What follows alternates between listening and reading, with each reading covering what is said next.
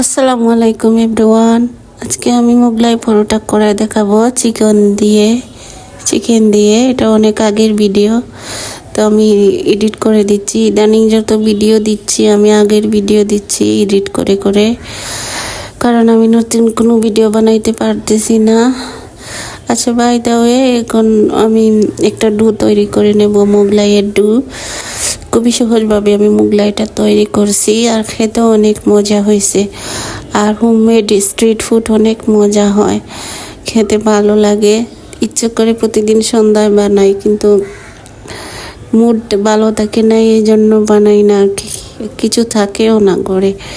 আচ্ছা by the way, এখন 2টা ডিম ভেঙে পেঁয়াজ কুচি চিকেন কুচি দিয়ে দিলাম। আর চিকেনটাকে আমি সিদ্ধ করে এভাবে কুচি কুচি করে নিয়েছি, হাত দিয়ে পেঁয়াজের মতো কুচি কুচি করে নিলাম। আর চিকেনটা দেওয়া মোগলাইটা আরও বেশি মজা হয়েছে খাইতে। তো আমি এখানে হোমমেড চিলি ফ্লেক্স দিয়ে দিলাম, একটু জাল হওয়ার জন্য। কাঁচামরিচ দিই নাই, কারণ যদি রুটি ভেঙে যায়, এই জন্য কাঁচামরিচ দিই নাই। তো আমি আধা ঘন্টা ডেকে রাখছিলাম ডুটা, তো এরকম হয়েছে। এখন আমি একটা রুটি বেলে নেব, বড় রুটি। আর আমি ভয়েস রেকর্ডিং দিতে যাই তখনই চারপাশে চিল্লাচিল্লি শুরু হয়ে যায়। তো আমাদের বাড়িওয়ালার ছেলে একটা পিচ্চি, ও পিচ্চি শুধু চিল্লায়।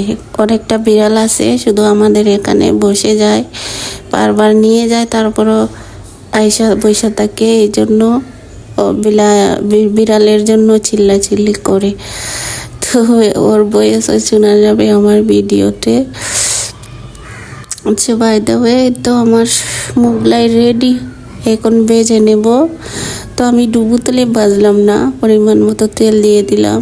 এটা তো দোকানের মতো না, দোকানদাররা তো দেখলাম ডুবো তেলে ভাজে, আর আমি অল্প তেল দিয়ে ভাজতেছি। অল্প তেলেই অনেক ফুলে যায়, আর খেতেও অনেক মজা হয়। ফ্রেশ মোগলাই খেতে ভালো লাগছে। আপনাদের কাছে কেমন লাগলো কমেন্ট করে জানাইন তো একটু।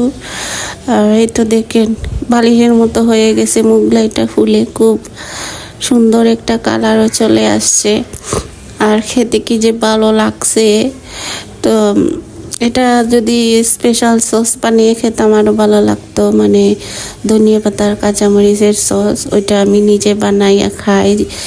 কোনো স্ট্রিট ফুড বানাইলে ওইটা আমি নিজে বানিয়ে খাই। তো আজকে আমি এটা মোগলাই পরোটাটা খাইলাম দিয়ে টমেটো সস দিয়ে।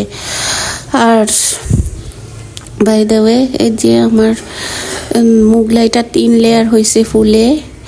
তো আপনাদের কাছে কেমন লাগলো এগেইন বললাম। ভালো থাকবেন সবাই।